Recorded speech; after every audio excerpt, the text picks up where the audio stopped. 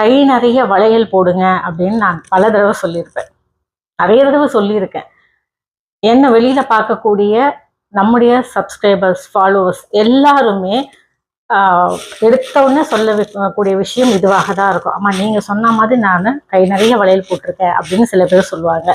இன்னும் சிலர் இல்லைம்மா, என்னால் கை நிறைய போட முடியலனாலும் நீங்க போட்டிருக்க மாதிரியே ஒரு கையில பச்சை ஒரு கையில சிகப்பு வளையல் அந்த மாதிரி நான் போட்டிருக்கேன், ரொம்ப நல்லா இருக்கு எனக்கு அந்த போட்டோத்துல இருந்து அப்படின்னு சொல்லுவாங்க.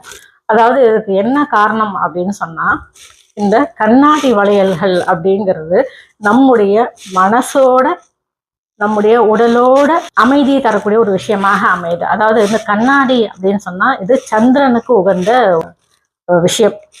சந்திரனுக்கு உரிய இந்த கண்ணாடி அப்படின்னும் போது அதை நாம வளையலாக நாம கையில போட்டுக்கும் போது அதற்குரிய பலன்களை சந்திர பகவான் நமக்கு எப்போதுமே தருவார் அப்படிங்கிறது ஒரு உண்மை.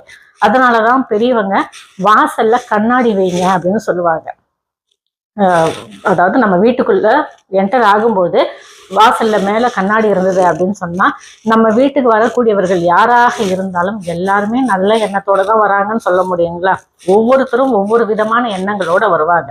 யார் வந்தாலுமே அவங்க கண்ணாடியை பார்க்கறாங்களோ இல்லையோ, கண்ணாடியில அவங்களுடைய பிம்பம் படும்பொழுது அந்த கண்ணாடி அவர்களினுடைய நெகட்டிவ் எனர்ஜியை தன்னுள் வாங்கி கொள்ளக்கூடிய தன்மை உடையதாக இந்த கண்ணாடி அப்படின்றது இருக்குது.